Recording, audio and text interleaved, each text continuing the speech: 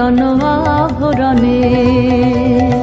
দে তোরা আমায় নূতন করে দে নূতন আভরণে।